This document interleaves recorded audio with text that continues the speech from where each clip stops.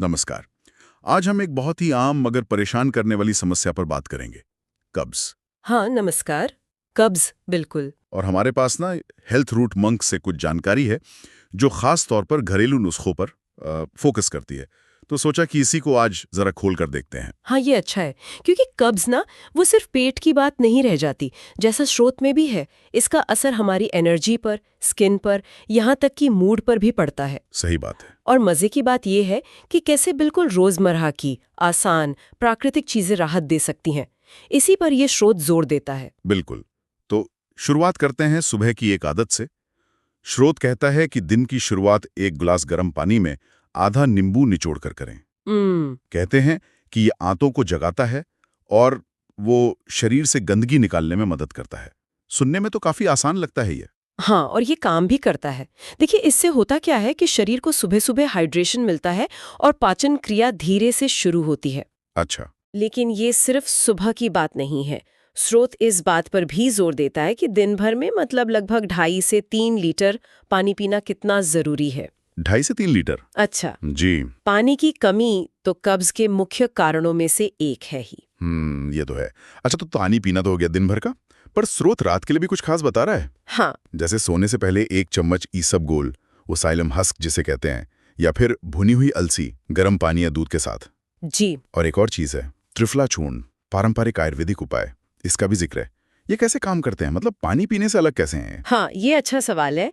देखिए, ईसबगोल और अलसी, इनमें फाइबर बहुत होता है। फाइबर, हाँ। तो ये पानी सोखकर मर को नरम बनाते हैं और थोड़ा भारी भी, जिससे उसका निकलना आसान हो जाता है। ओके। और त्रिफला चूर्ण जो है वो 3 फलों का मिश्रण है, आंवला, हरितकी, बिभितिकी। ये सीधे पाचन तंत्र को सुधारता है और आंतों की सफाई में मदद करता है। उसकी अपनी एक प्रक्रिया है। अच्छा, तो ये सीधे पाचन पर ही काम करते हैं, समझ गया। और यहीं पर फाइबर का रोल और बढ़ जाता है ना? बिल्कुल। स्रोत में लिखा है पपीता, अमरूद, सेब जैसे फल और पालक, लौकी जैसी सब्जियां, इनको तो आंत का सबसे अच्छा दोस्त कहा गया है। सही कहा। फाइबर तो जैसे पाचन तंत्र का ईंधन है, वो आंतों को चलाता रहता है। और इसी के साथ स्रोत कुछ चीजों से बचने को भी कहता है, जैसे बहुत ज्यादा चाय, कॉफी और खासकर वो प्रोसेस्ड डिब्बाबंद खाना। ओह अच्छा, क्यों? क्योंकि ये चीजें ना शरीर में पानी की कमी कर सकती हैं, डिहाइड्रेट करती हैं और पाचन को धीमा भी कर सकती हैं। तो मतलब एक तो पानी कम पिया, ऊपर से ये चीजें और पानी खींच लेती हैं। समझ गया, समझ गया।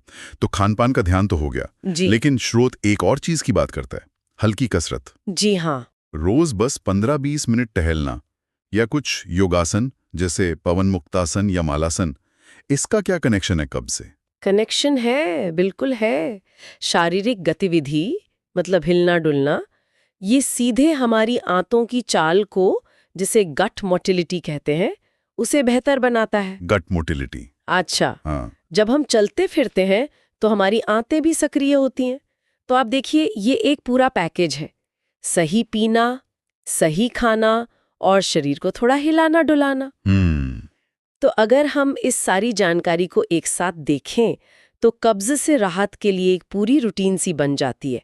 सुबह गर्म पानी नींबू, हाँ। रात में इसबगोल, अलसी या त्रिफला में से कुछ, दिन भर खूब पानी, बिल्कुल। फाइबर वाला खाना ज्यादा, थोड़ी कसरत और कुछ चीजों से परहेज। हाँ, बिल्कुल यही। और जैसा कि स्रोत बताता है, ये सारे तरीके न सिर्फ प्राकृतिक हैं, सेफ हैं, बल्कि असरदार भी हैं। और इनका फायदा सिर्फ कब्ज तक नहीं रुकता।